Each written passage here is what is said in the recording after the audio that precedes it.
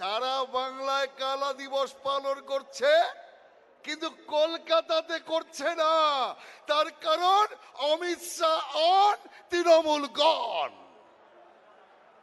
কলকাতা ছেড়ে পালিয়েছে তৃণমূল, এরপরে বাংলা ছেড়ে পালাবে।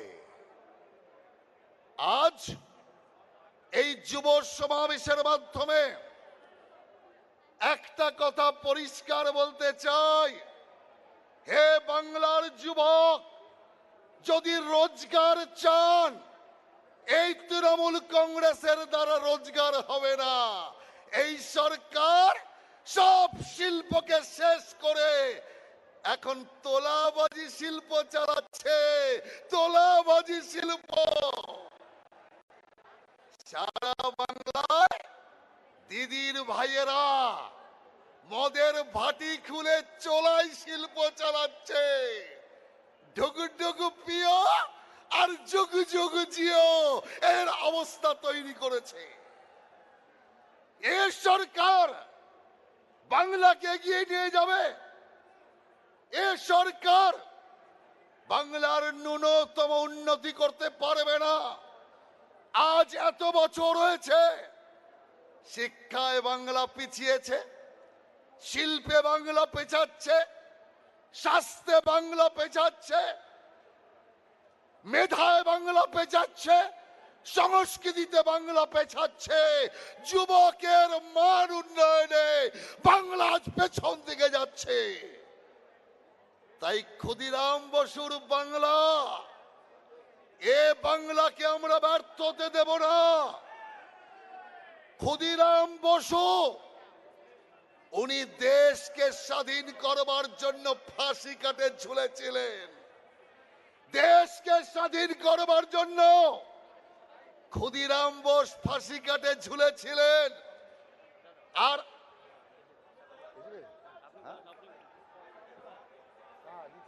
स्वागतम सुस्वागतम अमित शाह स्वागतम अमित जी स्वागतम स्वागतम स्वागतम अमित जी स्वागतम स्वागतम स्वागतम बीजेपी राष्ट्रीय सभापति अमित शाह जी स्वागतम स्वागतम स्वागतम बीजेपी राष्ट्रीय सभापति अमित शाह जी स्वागतम स्वागतम स्वागतम अमित जी आगे बढ़ो, আমরা তোমার সাথে আছি।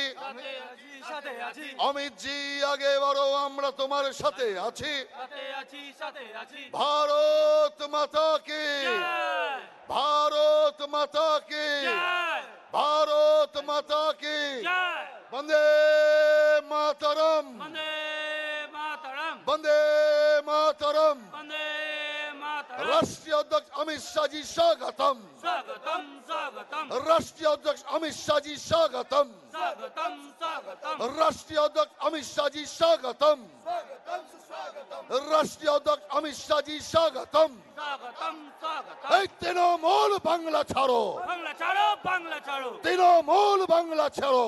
ছাড়ো বাংলা ছাড়ো অমিত শাহ জি স্বাগতম, स्वागतम स्वागतम অমিত শাহ জি স্বাগতম, स्वागतम स्वागतम রাষ্ট্রীয় অধ্যক্ষ অমিত শাহ জি স্বাগতম। स्वागतम स्वागतम অমিত শাহর নেতৃত্বে বিজেপি লড়ছে, লড়বে।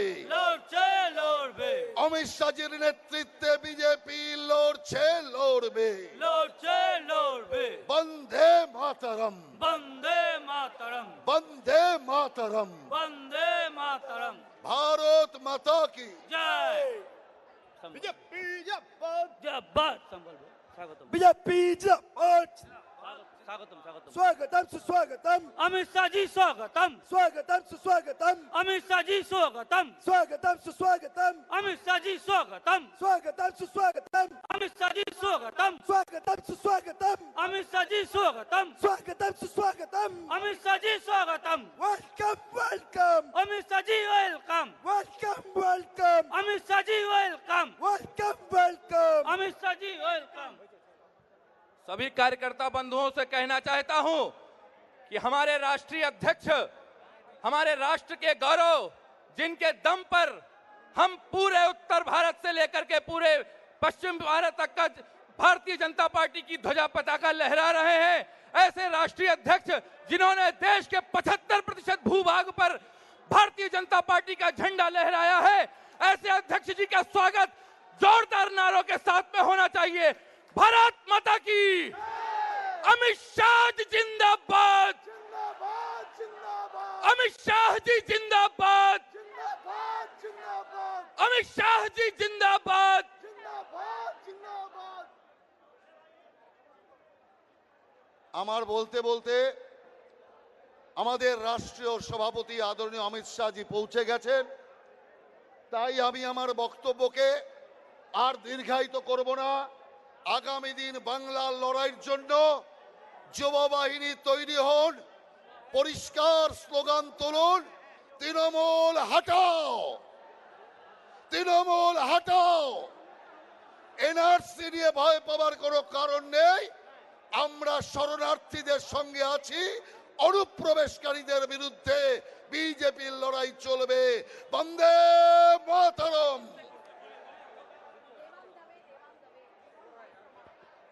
অসংখ্য ধন্যবাদ মাননীয় রাহুল মহাশয়কে। আমাদের মাঝে উপস্থিত হয়েছেন ভারতীয় জনতা পার্টির সর্বভারতীয় সভাপতি মাননীয় শ্রী অমিত শাহ মহাশয়। উপস্থিত হয়েছেন ভারতীয় জনতা পার্টির পশ্চিমবঙ্গ প্রদেশের সভাপতি মাননীয় শ্রী দিলীপ ঘোষ মহাশয়। উপস্থিত হয়েছেন ভারতীয় জনতা পার্টির সর্বভারতীয় সাধারণ সম্পাদক মাননীয় শ্রী মুরলীধর রাও মহাশয়। উপস্থিত হয়েছেন ভারতীয় জনতা পার্টির সর্বভারতীয় সাধারণ সম্পাদক তথা এই পশ্চিমবঙ্গের পর্যবেক্ষক মাননীয় শ্রী কৈলাস বিজয়বর্গীয় মহাশয়। উপস্থিত হয়েছেন অন্যান্য বরিষ্ঠ নেতৃত্ববৃন্দ। এখন আমরা আমাদের বরণ পর্ব সেরে নেব। আমি ভারতীয় জনতা পার্টির পশ্চিমবঙ্গ প্রদেশের সভাপতি মাননীয় দিলীপ ঘোষ মহাশয়কে অনুরোধ করব সর্বভারতীয় সভাপতি শ্রী অমিত শাহ মহাশয়কে বরণ করে নেওয়ার জন্য।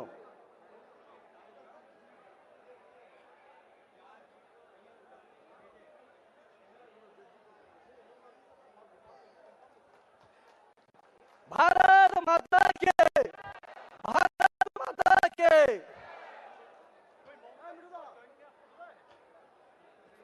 এবার অনুরোধ করব ভারতীয় জনতা যুব মোর্চা পশ্চিমবঙ্গ প্রদেশের সভাপতি মাননীয় দেবজিৎ সরকার মহাশয়কে ভারতীয় জনতা যুব মোর্চার সর্বভারতীয় সভানেত্রী মাননীয়া শ্রী পুনম মহাশয়কে বরণ করে নেওয়ার জন্য।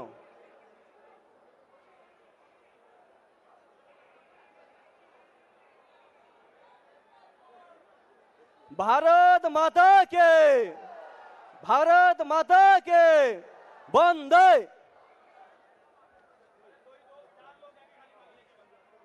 এরপরে আমাদের ভারতীয় জনতা যুব মোর্চার পশ্চিমবঙ্গ প্রদেশের সভাপতি মাননীয় শ্রী দেবজিৎ সরকার মহাশয়কে অনুরোধ করব একে একে সবাইকে বরণ করে নেওয়ার জন্য। বন্দে মাতরম, বন্দে মাতরম, বন্দে বন্দে বন্দে বন্দে। भारत माता के, भारत माता के, भारत माता के। बीजेपी जिंदाबाद, भारतीय जनता पार्टी जिंदाबाद, भारतीय जनता युवा मोर्चा जिंदाबाद, माननीय अमित शाह महाशय जिंदाबाद, सर्वभारतीय सभापति अमित जी जिंदाबाद, सर्वभारतीय युवा नेत्री पूनम जी जिंदाबाद, दिलीप दा जिंदाबाद, भारतीय जनता पार्टी जिंदाबाद।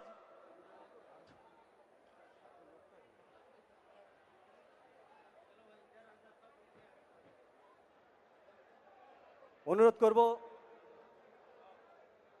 যুব মোর্চার সাধারণ সম্পাদক মাননীয় শ্রী তাপস ঘোষ মহাশয়কে বরণ করে নেওয়ার জন্য।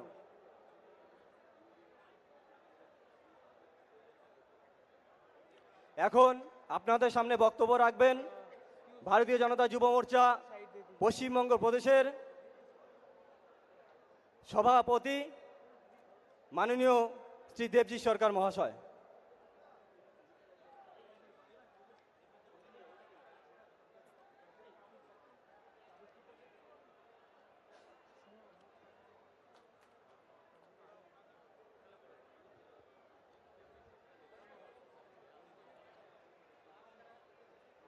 মঞ্চে উপস্থিত ভারতীয় জনতা পার্টির সর্বভারতীয় সভাপতি সম্মাননীয় শ্রী অমিত শাহজি, মঞ্চে উপস্থিত ভারতীয় জনতা পার্টির পশ্চিমবঙ্গ প্রদেশের সভাপতি সম্মাননীয় দিলীপ ঘোষ, আমাদের সবার প্রিয় দিলীপ দা, মঞ্চে উপস্থিত অন্যতম কেন্দ্রীয় সাধারণ সম্পাদক ত্রয় সম্মাননীয় কৈলাস বিজয়বর্গীয়জি, সম্মাননীয় মুরলীধর রাওজি, মাননীয় শিব প্রকাশজি, সম্মাননীয় সম্পাদকদ্বয় শ্রী রাহুল সিনহা এবং সুরেশ পূজারীজি, আমাদের এই রাজ্য থেকে নির্বাচিত 2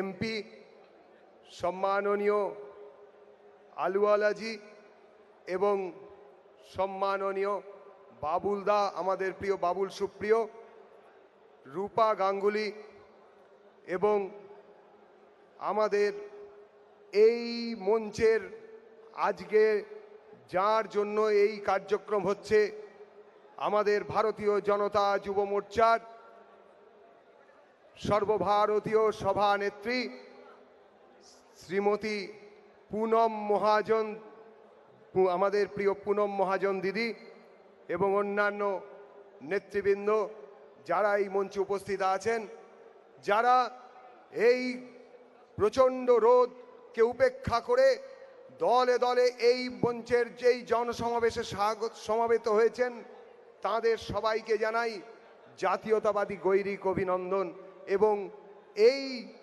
মঞ্চে আসার জন্য, এই সমাবেশে আসার জন্য প্রাণ ভরা স্বাগত জানাচ্ছি। ভারতীয় জনতা যুব মোর্চা পশ্চিমবঙ্গ প্রদেশ আজকের এই পুণ্যদিন অর্থাৎ শহীদ ক্ষুদিরামের 111তম মৃত্যুবার্ষিকীর যে বলিদান দিবস, সেই দিনে এই মহা যুব স্বাভিমান সমাবেশের আয়োজন করেছে। বন্ধু, আপনারা জানেন কি অসহনীয় পরিবেশের মধ্যে দিয়ে প্রথম 34 বছর, তারপরে 7 বছর ভারতবর্ষের এই প্রদেশ পশ্চিমবঙ্গ নামক প্রদেশটি একের পর এক দিন ধরে চলছে এখানে রক্তের হোলি এবং একের পর এক প্রাণ চলে যাচ্ছে শুধুমাত্র রাজনৈতিক তরজায়।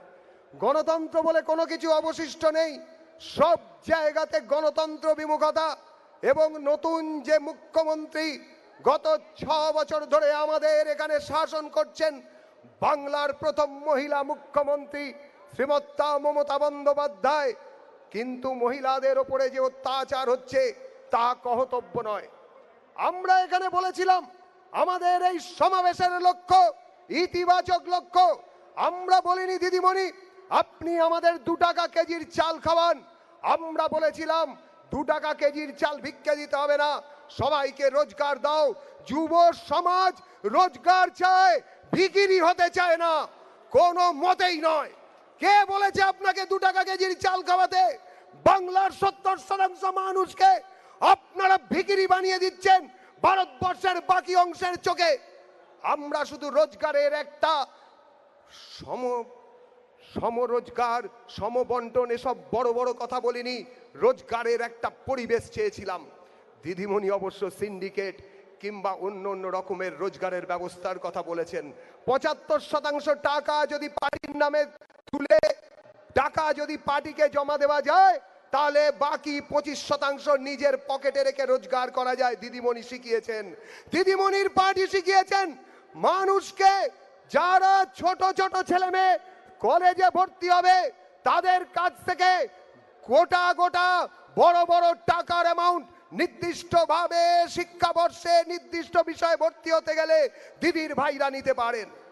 আজকে আমাদের গণতন্ত্র শেখাচ্ছেন, আজকে লিখছেন যে বিজেপি গো ব্যাক, আজকে লিখছেন বাংলার জন্য বিজেপি ক্ষতিকর, আর সৌজন্যের কথা বলছেন দিদিমণি। তাকিয়ে দেখুন সৌজন্য কাকে বলে।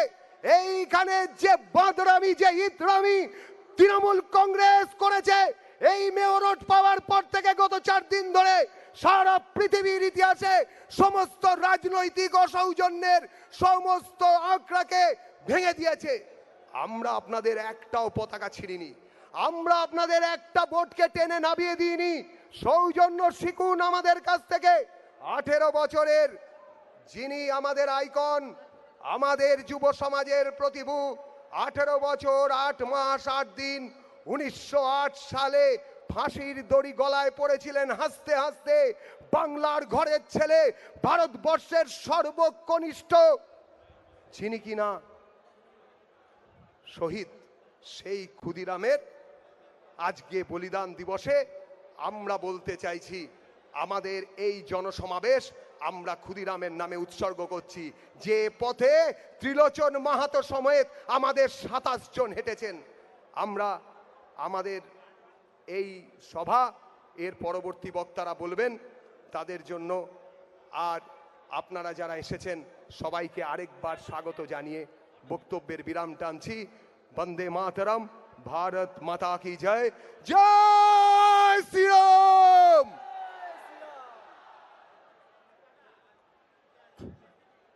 অসংখ্য ধন্যবাদ ভারতীয় জনতা যুব মোর্চার পশ্চিমবঙ্গ প্রদেশের সভাপতি মাননীয় শ্রী দেবজি সরকার মহাশয়কে। এবার আমি বক্তব্য রাখার জন্য অনুরোধ করব ভারতীয় জনতা পার্টির পশ্চিমবঙ্গ প্রদেশের সভাপতি মাননীয় শ্রী দিলীপ ঘোষ মহাশয়কে।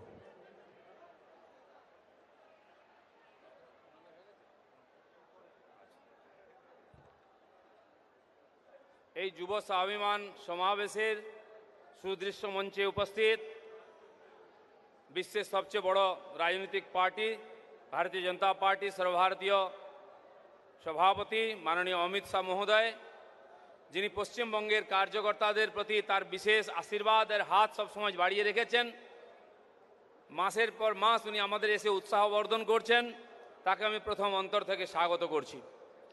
সেই সঙ্গে যেই যুবদের আজকে এই কার্যক্রম, যাদের স্বাভিমান প্রতিষ্ঠার জন্য এই কার্যক্রম, তার সর্বভারতীয় সভানেত্রী শ্রীমতী পুনম মহাজন আমাদের পশ্চিমবাংলায় প্রথমবার এসেছেন, তাই রাজ্য সভাপতি হিসাবে তাকে আমি স্বাগত করছি।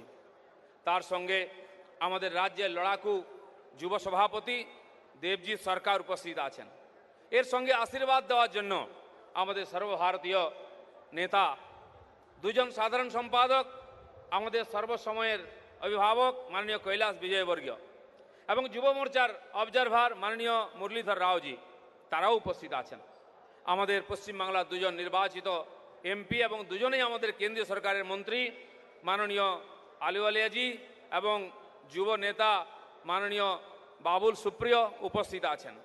আমাদের রাজ্যসভার সদস্যা শ্রীমতী রূপা গাঙ্গুলি, তিনিও আমাদের সামনে উপস্থিত আছেন। এছাড়া আমাদের সহ অবজারভার মাননীয় সুরেশ পূজারী, তিনি সর্বভারতীয় সম্পাদক, আমাদের পূর্ব সভাপতি বর্তমান সর্বভারতীয় সম্পাদক মাননীয় রাহুল দা উপস্থিত আছেন। এছাড়া বরিষ্ঠ নেতাদের মধ্যে স্বপন দা, মাননীয় শ্রমিক দা, এছাড়াও একাধিক বরিষ্ঠ নেতা এবং যুব মোর্চার সর্বভারতীয় নেতৃত্বের অনেকে এখানে উপস্থিত হয়েছেন বাংলার কার্যকর্তাদের উৎসাহিত করার জন্য। আমার প্রদেশের এবং দূর দূর থেকে আগত সমস্ত কর্মী বন্ধুদেরকে আমি অন্তর দিয়ে স্বাগত জানাচ্ছি, অভিনন্দন জানাচ্ছি। বন্ধুগণ, এমন একটি পরিস্থিতির মধ্যে আমরা এখানে স্বাভিমান সমাবেশ করেছি যখন পশ্চিমবাংলায় যুবরা সবচেয়ে বেশি অবহেলিত, তাদের মান সম্মান নেই, তাদের রোজগার নেই, তাদের সুরক্ষা নেই। তাই পশ্চিমবাংলার যুবকদেরকে আজকে বাংলা ছেড়ে পশ্চিম ভারতে গুজরাট, রাজস্থান, মধ্যপ্রদেশ, মহারাষ্ট্রে যেতে হচ্ছে লক্ষ লক্ষ সংখ্যায়। কারণ তাদের উপার্জনের যে রাস্তা, কেন্দ্র সরকারের যে বিভিন্ন প্রকল্পের যে লাভ, সেটা এখানকার যুবকরা পাচ্ছেন না। বাংলাদেশ থেকে আগত অনুপ্রবেশকারীরা সে অধিকার ছিনিয়ে নিচ্ছেন। কেবল ভোটের রাজনীতি করার জন্য বাংলাদেশে অনুপ্রবেশকারীদের এখানে নিয়ে আসা হচ্ছে, তাতেও ভোট কম পড়ছে বলে রোহিঙ্গাদেরকে নিয়ে আসা হচ্ছে। এইরকম একটা দুর্বিষহ অবস্থার মধ্যে আমরা বাংলায় থাকছি। এখানে আইন কানুন নাই।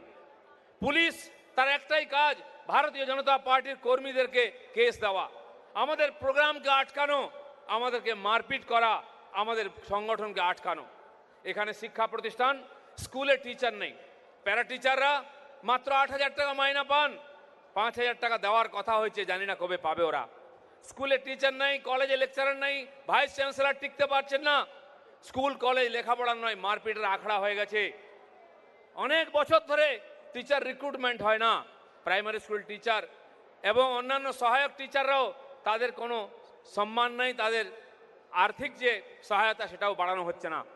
এখানে গণতন্ত্র নাই। ভারতীয় জনতা পার্টি একটা ছোট্ট সভা করতে গেলেও অনুমতি পাওয়া যায় না, হল পাওয়া যায় না, মাঠ পাওয়া যায় না। একটা স্ট্রিট কর্নার করার জন্য হাইকোর্ট থেকে অনুমতি নিতে হয়। আর যিনি এখানে গণতন্ত্রকে গলা টিপে হত্যা করেছেন সেই মুখ্যমন্ত্রী এখানে গণতন্ত্রের সবসাধনা করছেন এবং সারা ভারতবর্ষে ঘুরে ঘুরে বলছেন বাংলায় গণতন্ত্র নাই। বলছেন নাকি সুপার ইমার্জেন্সি। কিরকম ইমার্জেন্সি? এখানে আমাদের যেদিন নেতারা গ্রামের দিকে যান তাদের গাড়ি আটকানো হয়, তাদের মারপিট করা হয়, গ্রামে মানুষকে ভোট দিতে দেওয়া হয়নি, নির্বাচনে অংশগ্রহণ করে দেওয়া হয়নি। তারপর তিনি বলছেন নাকি ভারতবর্ষে ইমার্জেন্সি চলছে। এটা যদি ইমার্জেন্সি নয় তাহলে ইমার্জেন্সি কাকে বলে? বন্ধুগণ, এখানে কোনো কলকারখানা নাই, শিল্প সংস্কৃতি সভ্যতার কোনো নাম নাই। যেখানে রবীন্দ্রসঙ্গীত চলতো সেখানে বোমের আওয়াজ চলছে। সারা পশ্চিমবঙ্গ জুড়ে হাহাকার চলছে। দুষ্কৃতকারীরা দাপিয়ে বেড়াচ্ছেন, পুলিশ তাদের গায়ে হাত দেয় না। রোজ খুন জখম হচ্ছে। পশ্চিমবাংলায় বাংলাদেশ থেকে সিমি, জামাত, আল কায়দার উগ্রপন্থীরা ঢুকছে, আর বিহার থেকে যারা অস্ত্র তৈরি করে তারা ঢুকছে। এখানে বেআইনি অস্ত্র কারখানা জেলায় জেলায় হয়ে গেছে, প্রত্যেক দিন পুলিশ ধরছে। এখানে অস্ত্র তৈরি হয়ে বাংলাদেশে যাচ্ছে, সারা ভারতবর্ষে রপ্তানি হচ্ছে। এখান থেকে অস্ত্র এবং উগ্রপন্থী সারা ভারতবর্ষে রপ্তানি হচ্ছে। সারা দেশে বম বন্দুকের আওয়াজ বন্ধ হয়ে গেছে, কিন্তু পশ্চিমবাংলায় জেলায় জেলায় বোমা ফাটছে, মাইন ফাটছে, AK-47 পাওয়া যাচ্ছে। বাংলাদেশি উগ্রপন্থীরা ঘুরে বেড়াচ্ছে, পুলিশ তাদের গায়ে হাত দিচ্ছে না। পুলিশকে আক্রমণ করা হচ্ছে, থানা জ্বালিয়ে দেওয়া হচ্ছে, পুলিশের গাড়ি জ্বালিয়ে দেওয়া হচ্ছে। এটা কি ধরনের গণতন্ত্র? পশ্চিমবঙ্গ নাকি এগিয়ে চলেছে। আমাদের মুখ্যমন্ত্রী বলেছেন এগিয়ে বাংলা। কোন দিকে এগিয়ে বাংলা? খুন ধর্ষণে এগিয়ে বাংলা। মা বোনদের সম্মান নেই, সবচেয়ে বেশি নারী পাচার, সবচেয়ে বেশি পারিবারিক হিংসা, সবচেয়ে বেশি শিশু পাচার পশ্চিমবাংলা থেকে হচ্ছে। সবচেয়ে বেশি গণতন্ত্র হত্যা এখানে হচ্ছে। এখনো 20,129টা পঞ্চায়েত সিটে নির্বাচন বাকি আছে। সুপ্রিম কোর্টে যেতে হয়েছে আমাদের অধিকার পাওয়ার জন্য। এ কোন গণতন্ত্র? এ কোন বাংলা? আমরা কোন দিকে এগিয়ে চলেছি? তাই ভারতীয় জনতা পার্টির পশ্চিমবাংলার কার্যকর্তারা দিন রাত পরিশ্রম করছেন, গুন্ডা এবং পুলিশদের সঙ্গে লড়াই করছেন। কারণ পশ্চিমবাংলার সুন্দর নবপ্রভাত আনার জন্য, পরিবর্তন আনার জন্য, যুবকদের হাতে চাকরি, মহিলাদের সম্মান, কল কারখানায় শ্রমিকদের অধিকার, শিক্ষকদের, অধ্যাপকদের সম্মান এবং আর্থিক তাদের সহায়তা বাড়ুক, এটা আমরা চাই। তাই লড়াই করছি। বন্ধুগণ, এখানে আইন কানুন নেই, শিক্ষা ব্যবস্থা নেই, অ্যাডমিনিস্ট্রেশন নেই। সমাজ বিরোধীরা এখানে দাবিয়ে বেড়াচ্ছে। খুন জখম এত দূর হয়ে গেছে। পশ্চিমবাংলায় পঞ্চায়েত নির্বাচনে আমাদের 27 জন কর্মী মারা গেছেন। তার মধ্যে OBC, ST, SC এবং মাইনরিটি সংখ্যা বেশি। প্রায় 75 জনের বেশি মানুষ মারা গেছেন, পঞ্চায়েতে বলিদান হয়েছেন। সারা ভারতবর্ষে কোথাও নির্বাচন এরকম আমরা দেখিনি। সারা ভারতবর্ষে কোনো বুথে রিগিং হয় না, একটা ঢিল মারে না কেউ, একটা খুনের বিন্দু পড়ে না। এখানে কিন্তু নিয়মিত হয়ে চলেছে। তাই বন্ধুগণ, আজকে যুবকরা লক্ষ লক্ষ সংখ্যা এই জন্য এসেছেন। পশ্চিমবাংলার পরিবর্তন চাই, পশ্চিমবাংলাকে সোনার বাংলা করতে চাই। আমরা পশ্চিম বাংলাদেশ করতে দিতে দেবো না। এই প্রতিজ্ঞা নিয়ে আমরা একত্রিত হয়েছি। আমাদের সর্বভারতীয় সভাপতি মাননীয় অমিত শাহ আমাদেরকে আশীর্বাদ দেওয়ার জন্য এসেছেন। তার সম্পূর্ণ দৃষ্টি বাংলার প্রতি আছে। তাই সবচেয়ে মূল্যবান সময় আমাদের জন্য দিয়েছেন। আমরা তার ভাষণ শোনার জন্য এসেছি। আমি আশা করব যে সমস্ত কর্মীরা গতকাল থেকে রাত জেগে দূর দূর থেকে এসেছেন, যারা রাস্তায় বিভিন্ন বাধা পার হয়ে মার খেয়ে পুলিশের অত্যাচার, গুন্ডাদের অত্যাচার পার করে এসেছেন, সবাইকে আমি আরেকবার আন্তরিক অভিনন্দন জানাচ্ছি। এবং মাননীয় সভাপতির ভাষণ তারা মন দিয়ে শুনুন। জায়গা ছোট আছে, দাঁড়াবার জায়গা নেই, বসার জায়গা নেই। আমরা বড় জায়গা চেয়েছিলাম, কিন্তু সরকার আমাদের দেয়নি। তাই লক্ষ লক্ষ মানুষ এসে কলকাতার রাস্তা ভরিয়ে দিয়েছেন। যেখানেই জায়গা দেবে আমরা সেখানেই সভা করব, আইন মেনে সভা করব, আইন মেনে আন্দোলন করে বাংলার পরিবর্তন করব। এই আশা রেখে সবাইকে ধন্যবাদ জানাচ্ছি। ভারত মাতা কি জয়, বন্দে মাতরম।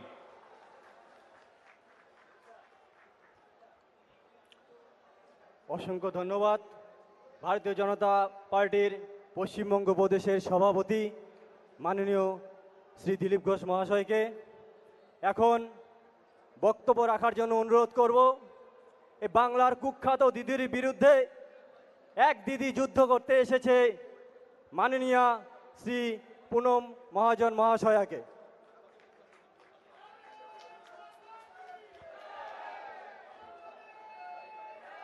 भारत माता की। मुझे पता है बहुत गर्मी है, लेकिन इस गर्मी की ऊर्जा लेके ये झांकी हम पूरे पश्चिम बंगाल में दिखाना चाहते हैं। हाथ ऊपर करके हमारे अध्यक्ष जी का हम स्वागत करें। भारत माता की, भारत माता की।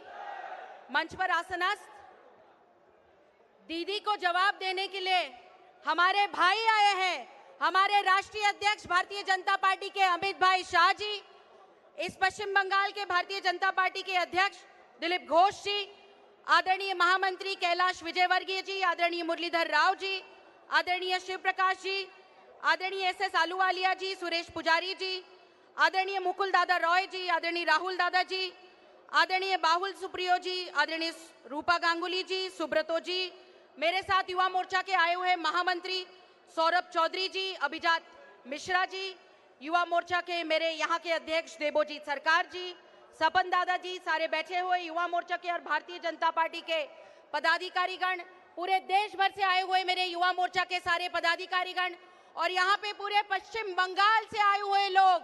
मैं कैमरा को बोलना चाहती हूँ, एक बार जूम करके वहाँ की जनता दिखाए पूरी। मैं इतना ही अमित भाई को दिखाना चाहती हूँ और अमित भाई भी दीदी को ये दिखाना चाहते हैं कि ये तो सिर्फ ट्रेलर है, पिक्चर अभी बाकी है मेरे दोस्त, पिक्चर अभी मेरी बाकी है। आज पश्चिम बंगाल की मां काली की इस भूमि को मैं पूरी वंदन करती हूं, जिसने भारत को विश्व गुरु बनाने का सपना दिया। उन स्वामी विवेकानंद जी, सुभाष चंद्र बोस जी, रास बिहारी बोस जी, जतेंद्र दास जी, श्यामा प्रसाद मुखर्जी, और जिनकी आज हम 111वीं हमारे बलिदान दिवस 11 अगस्त को मना रहे हैं, ऐसे सबसे युवा शहीद खुदीराम बोस जी, जिन्होंने हमें राष्ट्रगीत इस देश को दिया, ऐसे रविंद्रनाथ टैगोर जी, और वंदे मातरम का हम पूरे देश भर में नारा करते हैं, ऐसे हरे बंकिम चंद्र जी। इन सबको नमन करी हुई इस धरती को एक राष्ट्र, एकता और अखंडता के साथ मैं पूरा नमन करना चाहती हूँ। मैं इतना ही कहना चाहती हूँ, ये झांकी हम पश्चिम बंगाल में ये दिखाना चाहते हैं, ये वही झांकी है कि उस परिवर्तन के नाम लेके दीदी सरकार लेके आई। कहाँ हम परिवर्तन लाएंगे, परिवर्तन लाएंगे, लेकिन परिवर्तन लोगों का नहीं हुआ, परिवर्तन सिर्फ कलर का हुआ, परिवर्तन रंगों का हुआ। वही लाल रंग कम्युनिज्म का परिवर्तन का दीदी के साड़ी के साथ व्हाइट और ब्लू कलर का परिवर्तन हुआ।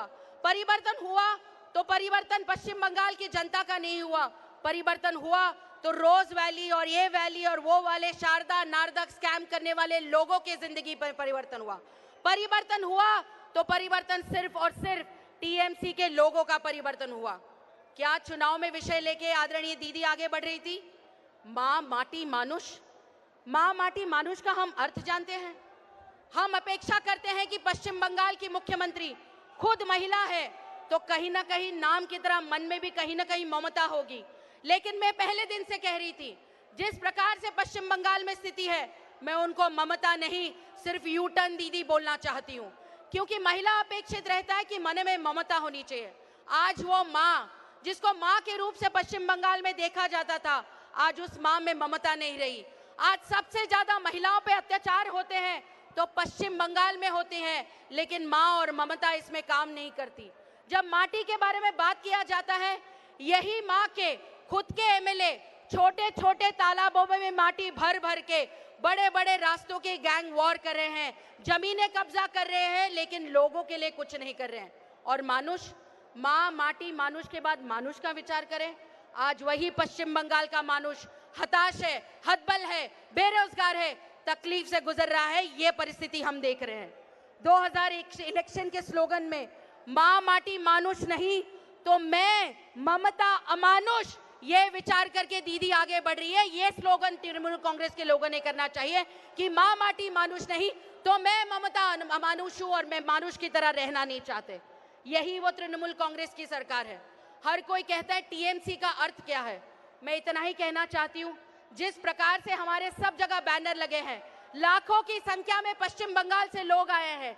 इस पश्चिम बंगाल की संख्या से लोग आए तो हमारे बैनर फाड़े जा रहे हैं, हमारे कार्यकर्ताओं के खून किए जा रहे हैं, पथराव किया जा रहा है। अभी पथराव हुआ, अभी गोलीबार हुआ, तो भी धीट रूप से हमारे लोग यहाँ पे खड़े हैं। मैं टीएमसी को इतना ही कहना चाहती हूँ, वो तृणमूल कांग्रेस नहीं, टेरर मेकिंग मशीन बन चुका है और लोगों को टेरराइज करने की कोशिश कर रहा है। ये परिवर्तन की बात कर रहे हैं। कहा जाता है कि बहुत बड़े यूटर्न के नेता, हमारे एक दिल्ली में भी केजरीवाल बैठे हैं, वो कहते थे दिल्ली को मैं लंदन बनाऊंगा। केजरीवाल जी कहते रह गए कि दिल्ली को लंदन बनाऊंगा, तो लंदन बना नहीं पाए। आदरणीय राहुल गांधी जी कहते कि अमेठी को सिंगापुर बनाऊंगा, लेकिन वो सिंगापुर नहीं बना पाए। बट ममता दीदी ने चुपचाप एनआरसी के नाम से पश्चिम बंगाल को बांग्लादेश पहले ही बना दिया। ये स्थिति ममता दीदी ने यहाँ पे की है। मैं इतना ही कहना चाहती हूँ, जिस प्रकार से स्कैम पे स्कैम, स्कैम पे स्कैम, स्कैम पे स्कैम यहाँ पे हो रहे हैं, जिस प्रकार से युवा अपेक्षा कर रहे हैं, युवा ये अपेक्षा कर रहा है पश्चिम बंगाल में कि जो मैं सपना देख रहा हूँ, मैं युवा हूँ, ये मेरा सपना मेरे माटी के साथ जुड़े, मेरे बीजेपी के साथ जुड़े। मैं युवा हूँ, मेरा सपना पश्चिम बंगाल के साथ जुड़े। मैं युवा हूँ, मेरा सपना हमारे आदरणीय प्रधानमंत्री श्री नरेंद्र मोदी जी के विचारों से जुड़े। आज विचारों के जोड़ने के सपने के साथ हम आगे बढ़े हैं। जिस प्रकार से राष्ट्र में, मैं स्वामी विवेकानंद जी का नाम इसलिए ही लेती हूँ कि स्वामी विवेकानंद जी का नाम भी नरेंद्र था, और आज उन्होंने जो विश्व गुरु देखने का सपना पूरा करने की कोशिश की है, वो सपना कोई पूरा करेगा, इस यूटर्न दीदी को दिखाएगा, तो सिर्फ और सिर्फ नरेंद्र मोदी करके हमारे सामने एक पूरा विकल्प है।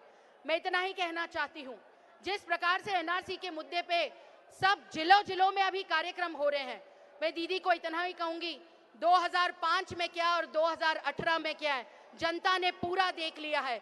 युवाओं के शिक्षण के नाम से, उनके नौकरी के नाम से आप सिर्फ ये कह रहे हो कि 5,000 से लेके 5 लाख तक रुपए की घूस लेके युवाओं का एडमिशन के लिए टीएमसीपी के लोग काम पे लगे हुए। अभी बस होगा। मैं इतना ही कहूंगी, आज ये जो झांकी हमने कोलकाता में दिखाई है, कोलकाता के लोगों ने दिखाई है, पूरे पश्चिम बंगाल में नहीं तो आप सबके रूप से पूरे देश भर में झांकी दिखाई है कि जो देश की तोड़ने की बात करेगा, जो कहेगा सिविल वॉर हो सकता है, ऐसे देशद्रोही विचारों को हम उखाड़ के फेंक देंगे और साथ में आगे बढ़ेंगे और युवा मोर्चा के रूप से युवाओं के साथ जुड़ेंगे। अंत में मैं इतना ही कहूंगी, इस ऊर्जा को, कि मेरे पिताजी हर वक्त कहते थे और हर वक्त ये कहा जाता था कि कमल की ताकत क्या होती है, और इस कमल की ताकत में अंत में यही कहूंगी कि कमल की हर एक पंखुड़ी जोहरा घास के फूल पे भारी होगी। आप जानते हैं ना, जोहरा घास और फूल आता है। कमल की एक एक पंखुड़ी जोहरा घास के फूल पे भारी होगी। आज की रात टीएमसी की है दोस्त, 2019 और 21 की सभा बीजेपी की होगी और भारतीय जनता पार्टी की होगी। ये ऐतिहासिक सभा यही बताती है कि ये वही मेयो रोड है जहां पे टीएमसी ने अपनी जंग की शुरुआत की है, और टीएमसी के जंग की शुरुआत के बाद उसका खात्मा करने के लिए आज हम यहां से कसम ले जाएंगे और पूरे पश्चिम बंगाल में कमल खिलाएंगे। इतनी अपेक्षा करती हूं। बहुत बहुत धन्यवाद। वंदे वंदे भारत माता की। धन्यवाद।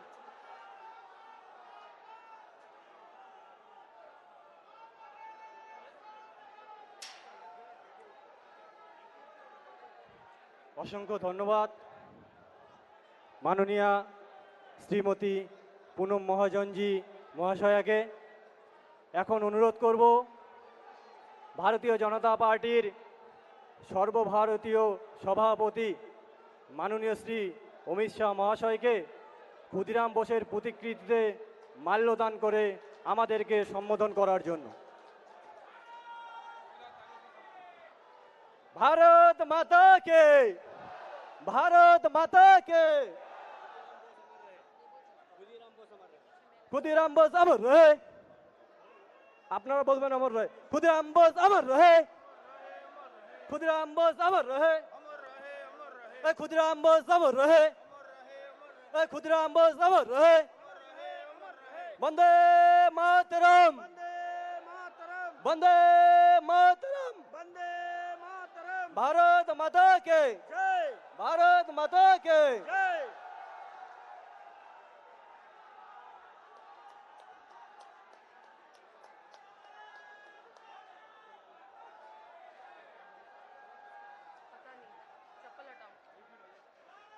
बच्चे थी खाली कराई देन पंखवा बाजू का।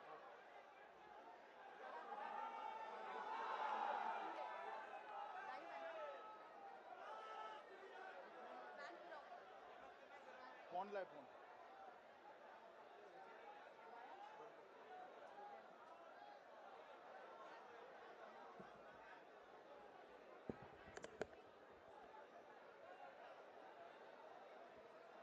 मेरे साथ बोलिए भारत माता की।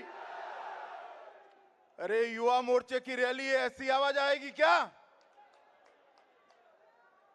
कश्मीर से कन्याकुमारी और बंगाल से गुजरात तक आवाज जानी चाहिए। मेरे साथ दोनों हाथ उठाकर बंगाल में परिवर्तन के संकल्प के साथ बोलिए भारत माता की, भारत माता की, भारत माता की। मंच पर उपस्थित पश्चिम बंगाल भारतीय जनता पार्टी के अध्यक्ष श्रीमान दिलीप घोष महाशय, भारतीय जनता युवा मोर्चा की राष्ट्रीय अध्यक्षा बहन पूनम महाजन जी, हमारे केंद्रीय मंत्री सरदार अहलूवालिया जी, हमारे केंद्रीय मंत्री भाई श्री बाबुल सुप्रियो जी, मुरलीधर राव जी, शिव प्रकाश जी, बंगाल के प्रभारी भाई कैलाश विजयवर्गीय जी, बंगाल के पूर्व अध्यक्ष श्रीमान राहुल सिन्हा जी, ममता दी को उखाड़ फेंकने के लिए हमारे साथ आए हैं ऐसे भाई मुकुल रॉय जी, यहां से ही सांसद श्रीमती रूपा गांगुली जी, स्वपन दास गुप्त जी, देवजीत सरकार जी, श्री मनोज टिग्गा जी, और आज की रैली में लाखों की संख्या में आए हुए प्यारे युवा मित्रों, भाइयों और बहनों। मित्रों, आज ये रैली इस बात को दिखाने वाली है, इस बात की परिचायक है कि बंगाल के अंदर परिवर्तन होने जा रहा है, बंगाल के अंदर परिवर्तन होने जा रहा है। ये पश्चिम बंगाल, ये बंगाल रामकृष्ण परमहंस, स्वामी विवेकानंद, रविंद्रनाथ टैगोर, सुभाष बाबू, बंकिम चंद्र चट्टोपाध्याय, चैतन्य महाप्रभु, काजी नजरुल इस्लाम और भारतीय जनता पार्टी के स्थापक श्यामा प्रसाद मुखर्जी की जन्मभूमि है। मित्रों, आज जब युवा मोर्चा की ये रैली हो रही है, आज के दिन ही बंगाल के सपूत खुदीराम बोस का शहीद दिन है। यही खुदीराम बोस ने 18 साल की आयु में इस देश के लिए फांसी के तख्ते पर चढ़कर अपना भारत माता के प्रति बलिदान देने का काम किया था। मित्रों, बहुत समय से रैली तय, रैली के बारे में अनेक प्रकार के व्यवधान डालने का काम किया गया। आज बंगाल की जनता इसको देख न पाए, इसलिए सारी बांग्ला चैनलों को डाउन कर दिया गया है। अभी ये रैली बंगाल की जनता देख नहीं पाती है, मगर ममता जी कान खोल कर सुन लो, हमारी आवाज बंद करने से यहां रुकेगी नहीं। पूरे बंगाल के हर जिले में मैं जाऊंगा और तृणमूल कांग्रेस को उखाड़ फेंकने के लिए आंदोलन लेके जाएंगे। लोकतंत्र का इतिहास उठाकर देख लीजिए, जिन्होंने आवाज दबाने का प्रयास किया है, आवाज और मुखर कर बड़ी होकर जनता तक पहुंची है। कोई लोकतंत्र में आवाज दबा नहीं सकता। मित्रों, आज पूरे एयरपोर्ट से रैली तक उन्होंने बैनर लगाए हैं, बांग्ला विरोधी बीजेपी गो बैक। ममता जी, मैं आपको पूछना चाहता हूं, हम कैसे एंटी बांग्ला हो सकते हैं? हम कैसे बंगाल विरोधी हो सकते हैं? हमारी पार्टी की स्थापना ही बंगाल के महान सपूत श्यामा प्रसाद मुखर्जी ने की है। अरे ममता दी, हमारा बांग्ला के प्रति आदर, प्रेम, पूज्य भाव वोट के लिए नहीं है। हम रामकृष्ण परमहंस और विवेकानंद को हृदय से पूजन करते हैं, हमारे हृदय में बसाकर उनके आदर्शों पर चलते हैं।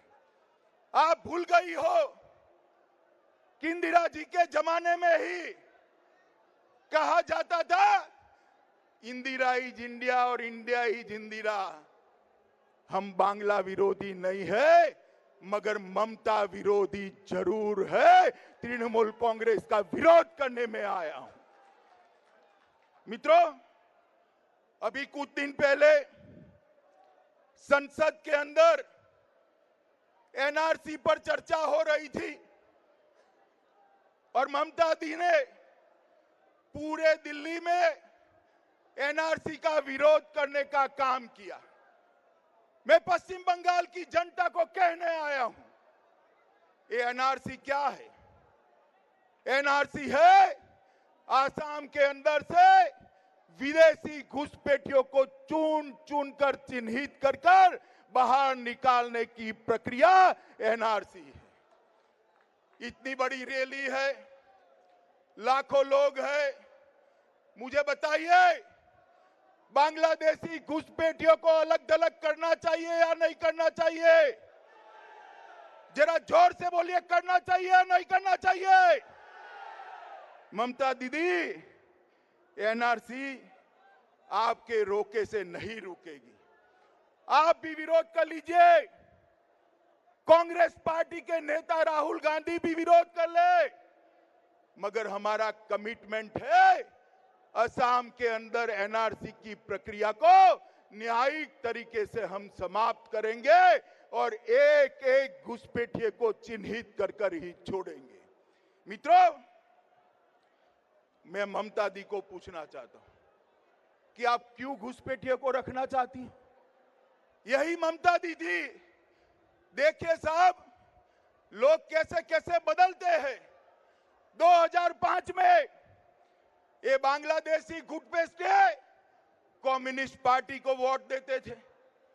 ममता दी ने लोकसभा सर पे ले ली, लोकसभा के अध्यक्ष पर, स्पीकर पर कागज फेंके, लोकसभा बंद करा दी और नारा लगाया बांग्लादेशी घुसपैठियों को बाहर निकालो। आज वही बांग्लादेशी घुसपैठिए तृणमूल कांग्रेस की वोट बैंक बने हुए हैं, वोट बैंक बने हुए हैं। और ममता दी उनको बांग्लादेश में, उनको भारत में रखना चाहती है, असम में रखना चाहती है।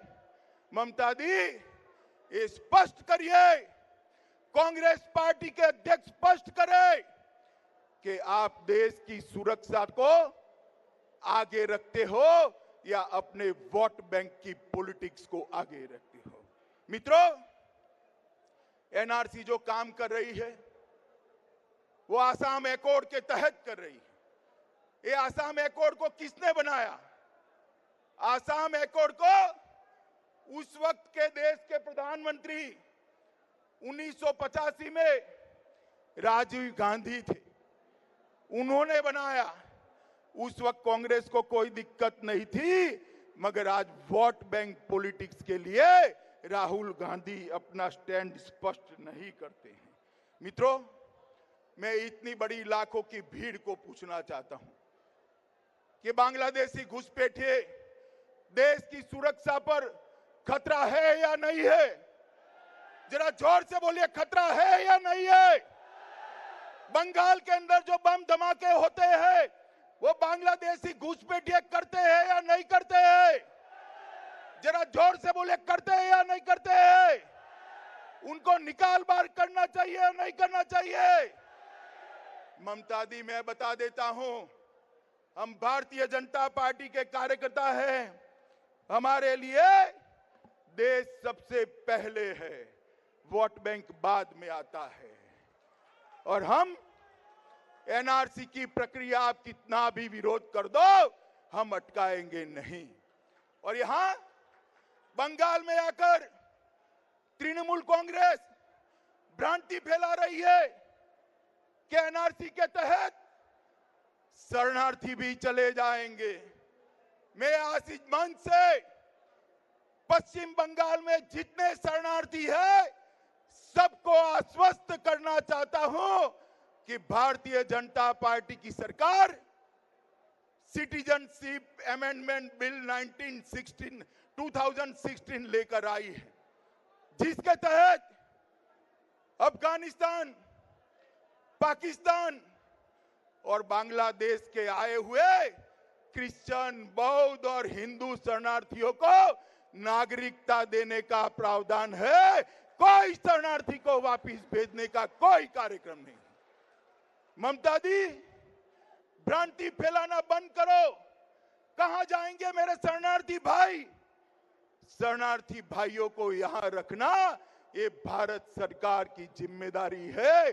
और मैं ये भी पूछना चाहता हूं, तृणमूल कांग्रेस को यह भी पूछना चाहता हूं कि मुझे बताइए, जब सिटीजनशिप अमेंडमेंट बिल 2016 लोकसभा और राज्यसभा में आएगा, शरणार्थियों को नागरिकता देने का अमेंडमेंट आएगा, आप समर्थन करोगी या नहीं करोगी, इसकी स्पष्टता करना चाहिए।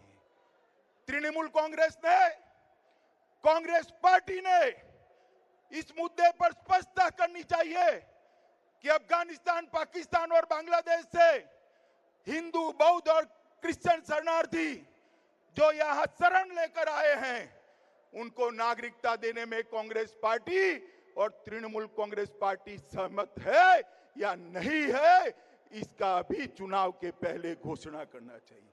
मित्रों, ह्यूमन राइट की बात हुई कि जो घुसपैठिए हैं उनके मानव अधिकार का क्या होगा। मैं पूछना चाहता हूं कांग्रेस पार्टी और तृणमूल कांग्रेस को, बंगाल के नागरिकों का, पश्चिम बंगाल के हिंदुओं का, पश्चिम बंगाल के मुसलमानों का, इनके ह्यूमन राइट की आपको चिंता नहीं है? इनकी रोजी रोटी, इनकी रोजगारी, इनकी शिक्षा, इनका स्वास्थ्य, इनकी सुरक्षा ये बांग्लादेशी घुसपैठिए मार रहे हैं, इसकी आपको चिंता है या नहीं है? आपको चिंता हो न हो, हम भारतीय जनता पार्टी के कार्यकर्ता हैं। पश्चिम बंगाल के हिंदू और मुसलमान भाइयों की चिंता हम कर रहे हैं। मित्रों, अगर जिस प्रकार से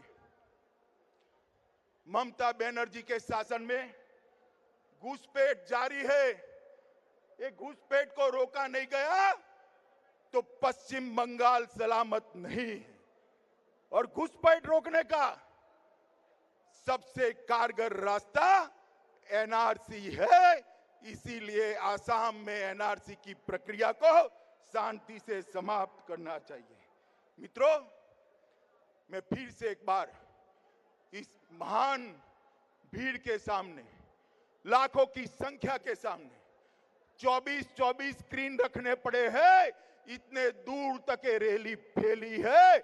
इन सारे बंगाल के भाइयों बहनों को पूछना चाहता हूं कि आप एनआरसी का समर्थन करते हो या नहीं करते हो? जरा जोर से बोलिए, करते हो या नहीं करते हो? अरे ममता दी के कान बहरे हैं, ऐसी धीरी आवाज से सुनाई नहीं पड़ेगा। जोर से बोलिए, बांग्लादेशी घुसपैठिए जाने चाहिए या नहीं जाने चाहिए? फिर एक बार बोलिए, जाने चाहिए या नहीं जाने चाहिए? एनआरसी होना चाहिए या नहीं होना चाहिए? एक ऐसी प्रचंड ताकत खड़ी करिए कि ममता दी को भी डरकर एनआरसी का समर्थन करना पड़े। इस प्रकार की ताकत भारतीय जनता पार्टी ने खड़ी पड़ी। जब से ममता दी आई है, वो भ्रष्टाचार के खिलाफ आई, कानून और व्यवस्था बम धमाकों के खिलाफ लड़कर आई। मगर जब से तृणमूल कांग्रेस की सरकार आई है, मित्रों, नारदा, शारदा, रोजवेली, सिंडिकेट का भ्रष्टाचार, भतीजे का भ्रष्टाचार, भ्रष्टाचार का एक सीरीज ममता दी ने चला है। Coal mafia, port mafia, cattle mafia आज पूरे बंगाल पर गिरफ्त जमा कर बैठे। ये भ्रष्टाचार से अगर पश्चिम बंगाल को मुक्त करना है तो पश्चिम बंगाल के अंदर नरेंद्र मोदी के नेतृत्व में भारतीय जनता पार्टी की सरकार बनाएंगे, तभी भ्रष्टाचार से मुक्ति मिल सकती है। मित्रों, कानून और व्यवस्था की परिस्थितियों की धज्जियां उड़ रही। पहले जो बंगाल के अंदर रविंद्र संगीत सुनाई पड़ता था, बंगाल के अंदर रामकृष्ण के भजन सुनाई पड़ते थे, चैतन्य महाप्रभु का कीर्तन सुनाई पड़ता था, वो बंगाल में आज बम धमाकों की गूंज सुनाई पड़ रही है। हर रोज सुनते हैं यहां से बम का फैक्ट्री मिला, यहां से पिस्टल का फैक्ट्री मिला, सारे कारखाने बंगाल के अंदर बंद हो रहे। बम और पिस्टल बनाने के कारखाने तृणमूल कांग्रेस के शासन में दिन ब दिन बढ़ते जा रहे हैं। मित्रों, अपराध के अंदर सारे रिकॉर्ड बंगाल ने तोड़े। अगर अपराध मुक्त बंगाल चाहिए, पुराना सांस्कृतिक बंगाल चाहिए, पश्चिम बंगाल को अपनी संस्कृति के आधार पर आगे बढ़ाना है, तो तृणमूल कांग्रेस की जगह यहां भारतीय जनता पार्टी की सरकार लानी पड़ेगी। अभी अभी पंचायत चुनाव हुए, पंचायत चुनाव के अंदर पूरे देश का रिकॉर्ड तृणमूल कांग्रेस ने तोड़ दिया। पूरे देश में कभी भी पंचायत चुनाव 5% से ज्यादा निर्विरोध बिनहरीफ नहीं हुए हैं। यहां पर 35% सीट बिनहरीफ हो गई, किसी को पर्चा ही नहीं डालने दिया। 65 कार्यकर्ताओं की हत्या कर दी गई है। तृणमूल कांग्रेस अगर मानती है कि भारतीय जनता पार्टी के कार्यकर्ताओं की हत्या कर आप बच जाओगे, तो आप कम्युनिस्टों का शासन याद कर लो। ममता दीदी, हत्या करने वाले कभी बचते नहीं। जब जनता जागती है, हत्या करने वालों ने गद्दी छोड़नी पड़ती है। मित्रों, हमारे 65 कार्यकर्ताओं को मार दिया गया, करोड़ों लोगों को वोट नहीं डालने दिया, फिर भी 7000 सीटों पर भारतीय जनता पार्टी का कमल विजयी रहा है। ममता दी, 7000 सीटों पर। और ये आंकड़ा छोटा नहीं है। आप, अभी मैं सुन रहा था तृणमूल कांग्रेस के नेताओं को, भारतीय जनता पार्टी के किसी नेता ने कहा 19 राज्यों में भारतीय जनता पार्टी की सरकार है, देश में 70% 70% भूभाग पर भारतीय जनता पार्टी की सरकार है। तो तृणमूल कांग्रेस के नेता बड़े गर्व से कह रहे थे बंगाल में नहीं। मैं आज इस मंच से पश्चिम बंगाल के हर कार्यकर्ता को, भारतीय जनता पार्टी के हर समर्थक को आह्वान करना चाहता हूं, ये 19 सरकारों का कोई मतलब नहीं है जब तक बंगाल में श्यामा प्रसाद मुखर्जी की धरती पर, विवेकानंद रामकृष्ण की धरती पर, गुरुवर टैगोर की धरती पर भारतीय जनता पार्टी की सरकार नहीं बनती। हमारा विजय रथ रुकना नहीं चाहिए। मित्रों, बताओ, बंगाल के अंदर आप परिवर्तन करेंगे?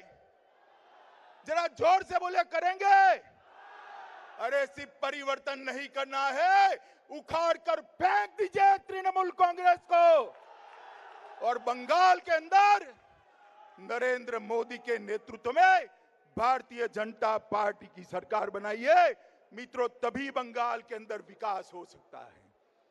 जब आजाद हुए तब बंगाल का देश की जीडीपी में 25% योगदान था। जब कांग्रेस का शासन गया, कांग्रेस पार्टी ने आधा कर 13% कर दिया। जब कम्युनिस्ट गए 2011 में, तो उसको भी 1/4 कर 4% कर दिया। और परिवर्तन के लिए ममता दी को पश्चिम बंगाल की जनता लाई। ये 7 साल में ममता दी ने भी 4% से घटाकर 3% कर दिया। मित्रों, विकास का कंट्रीब्यूशन बंगाल का 25% से 3% हो गया। ये तृणमूल कांग्रेस, ये कांग्रेस पार्टी, ये कम्युनिस्ट पार्टी बंगाल को विकास नहीं दे सकती है।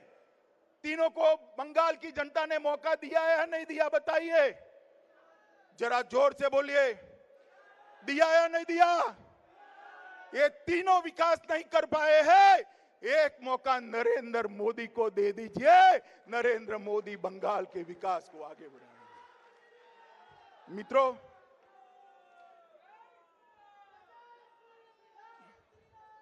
मित्रों, केंद्र में कांग्रेस की सरकार थी, यूपीए की सरकार थी।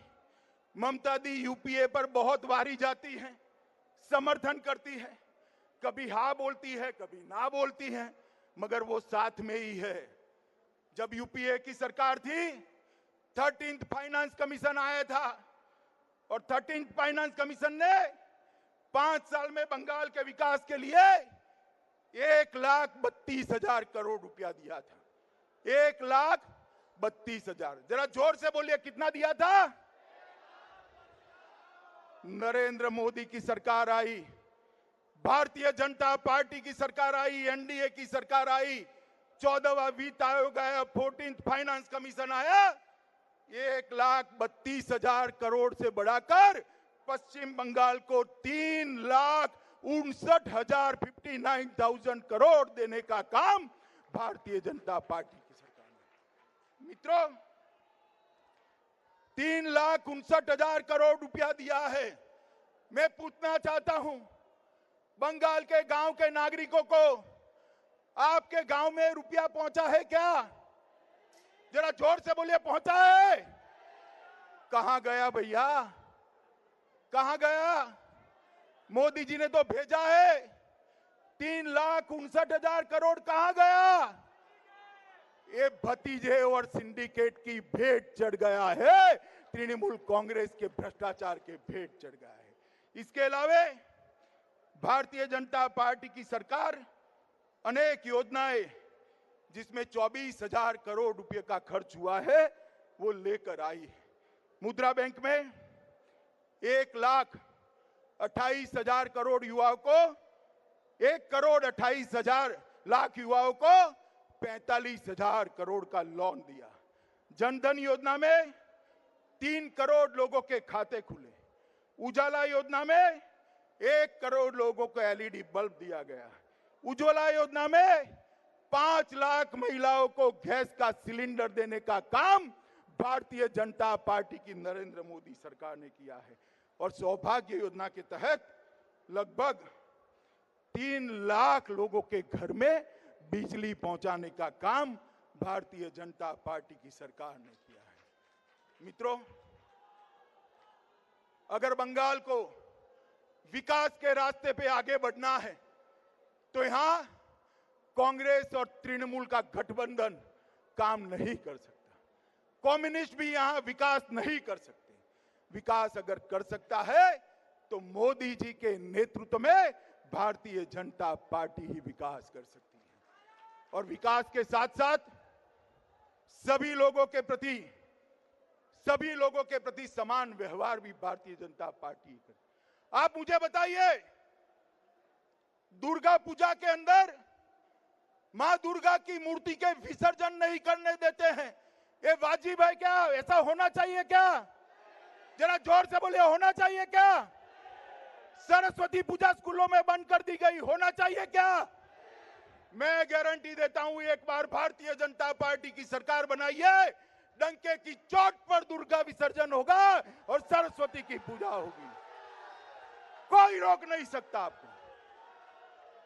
और ममता दीदी, अब हिम्मत मत करिएगा, अगली बार हिम्मत करी तो भारतीय जनता पार्टी की कार्यकर्ता आपके सचिवालय की ईंट बजा देगा, मगर दुर्गा पूजन होकर रहेगा।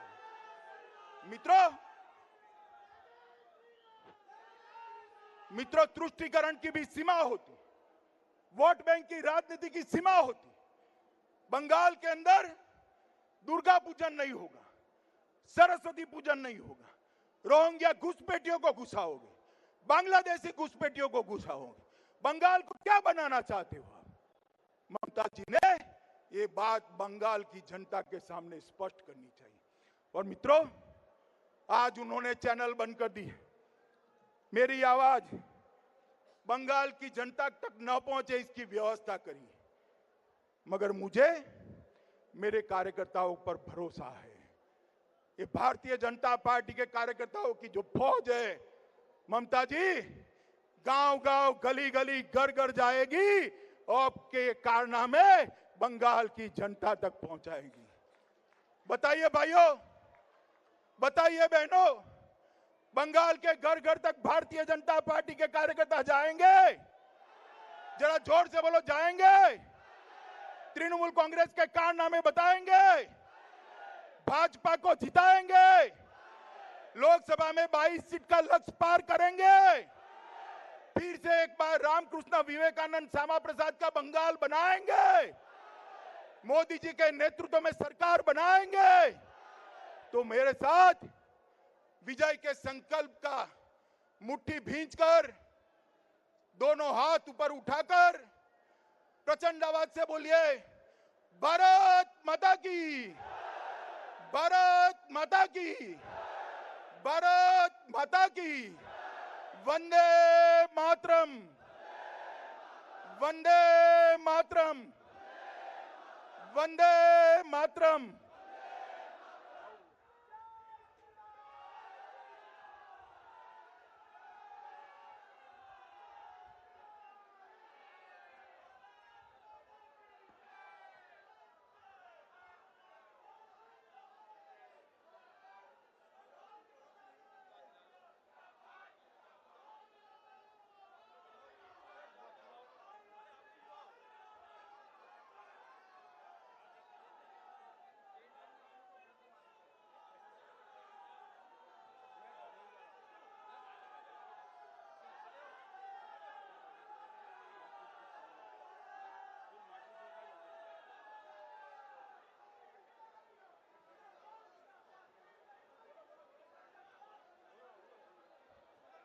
वंदे मातरम।